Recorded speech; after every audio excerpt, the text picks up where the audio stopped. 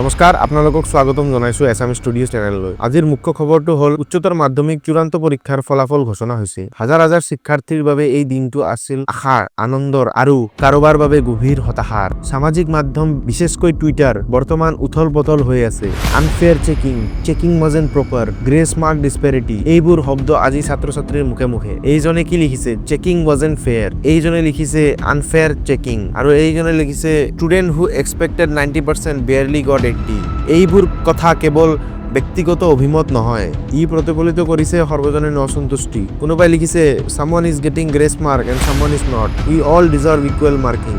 এই হ্যাশট্যাগবোৰ এতিয়া ভাইৰেল। ছাত্ৰ-ছাত্ৰীৰ সঁচাকৈ এই প্ৰশ্ন, মোৰ খাতা সঠিকভাৱে পৰীক্ষা কৰা হৈছে নেকি? যদিও এই খবৰৰ মাজতে আশাৰ পোহৰ দেখা গৈছে। Good to see senior scoring high marks, I hope my board exam 2026 under SEBA will go well. এয়ে দেখুৱাই এই পুৰণি শিক্ষা ব্যৱস্থাৰ ভিতৰতো শিক্ষাৰ্থীসকলক সপোন জীয়াই আছে। এতিয়া প্ৰশ্ন উঠিছে, আচলতে পৰীক্ষা বিভাগ এই মাক শুনিবনে?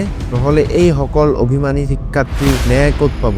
এই SSCB সকলো সংস্থাৰ ওপৰত এতিয়া দৃষ্টি আছে। শিক্ষাৰ্থীসকলে দাবী কৰিছে ৰি-ইভ্যালুৱেশ্যন আৰু ট্ৰান্সপাৰেণ্ট চেকিং। এতিয়া সময় হৈছে শিক্ষাৰ বিভাগে গুৰুত্বপূৰ্ণ পদক্ষেপ লোৱাৰ। ছাত্ৰসকলৰ মাত যেন হাৱাত মিলাই নাযায়, সেইটো নিশ্চিত কৰাটো আমাৰ সকলোৰে দায়িত্ব। Assamese ষ্টুডিঅ'ৰ পৰা আমি সদায় চেষ্টা কৰিম আপোনালোকৰ মাত সমাজৰ পোহৰলৈ আনিবলৈ। চেনেলটো ছাবস্ক্ৰাইব কৰক, ভিডিঅ'টো লাইক আৰু শ্বেয়াৰ কৰক, যাতে এই কথাবোৰ আৰু অধিক শিক্ষাৰ্থী অভিভাৱকলৈ গৈ পায়। ধন্যবাদ। Assamese ষ্টুডিঅ'ৰ লগত জড়িত হৈ থাকক। পুনৰ দেখা পাম এখন নতুন ভিডিঅ'ত।